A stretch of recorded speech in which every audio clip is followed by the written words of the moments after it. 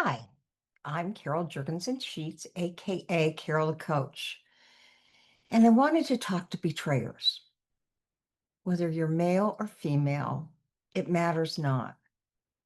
As the betrayer, you have made some horrific choices that have affected your own self esteem and your relationship with your partner. And yet you're here looking for help as a couple. And so I hope you're both sitting in front of the computer or the phone as I talk to you a little bit about how to navigate the shame and the conflict that naturally occurs when you're out of the fog from infidelity and you're back on the ground and you realize that you've destroyed the things you absolutely love most. And that's important that you realize that. But it's also important to stand strong and to know that you're going to make changes that are going to make a difference in your family's life, in your sense of self, and in the new relationship you're going to have to build with your partner.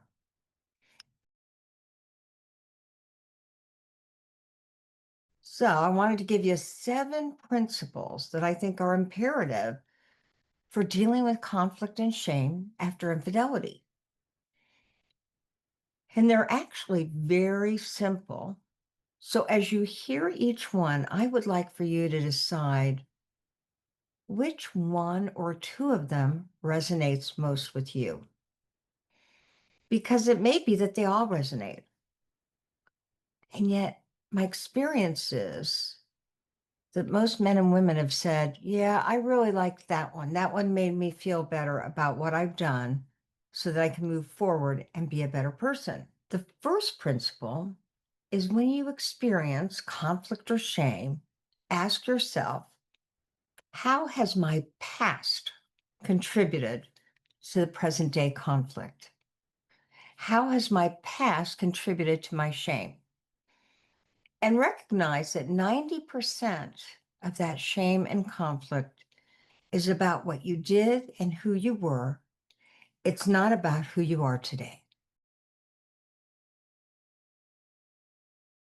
Principle number 2 is that you hold yourself accountable for the pain, the mistrust, and the rupture in the relationship. And you do so without going into shame. That's no easy feat when you realize and recognize what poor choices you made. But that's what I want you to do is hold yourself accountable without spiraling into shame. Because when you go into shame, 2 things happen. One is you make it all about you. And then the second thing that happens is that you don't have the motivation to move forward because you feel so badly about yourself. Principle number 3, know that although the betrayed partner's pain is a direct response to your past and to the pain that you've caused, it is not in response to who you are today. Know that in your heart.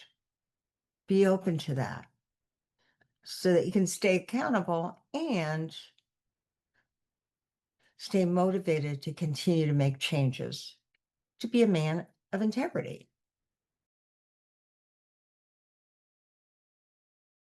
Principle number 4, know that you're going to be strong enough to be the container for the betrayed partner's pain.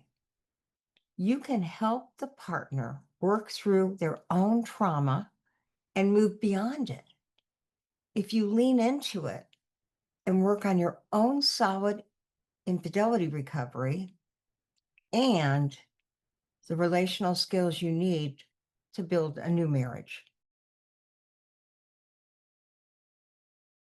Principle number 5, tell yourself that the issue is not about who you are today, but about a trauma response from your acting out in the past. Now, that's kind of a hard one to understand. Tell yourself the issue is not about you, but it's about the trauma response of the betrayed partner and perhaps even your own trauma response about the past, about the acting out. But again, it's not about the man or the woman that you're deciding to be today. Number 6, practice saying, "This is not who I am today. As a matter of fact, this is about the consequences of my past actions." Know that your infidelity was your kryptonite, and your infidelity recovery and your relational recovery and that trust building is your superpower. How would your life be different if you knew that? It's your superpower, what you're doing today. Oh, it's going to take a while. Partner betrayal from infidelity typically takes 3 to 5 years to recover from. So don't become impatient. Just sit with your partner's pain and know that together you can change. Now, the last principle, principle number 7, tell yourself, "I won't give my past guilt and shame the power to make me feel inadequate, inferior, hopeless, shameful." You pick the word, but you are absolutely making a choice not to give the shame or the past guilt the power to take you down. There are the 7 principles to dealing with conflict and shame after infidelity. Which one did you like the most? I want you to face each other, knees to knees, and I want you to share with the betrayed partner. My favorite principle was, and then because.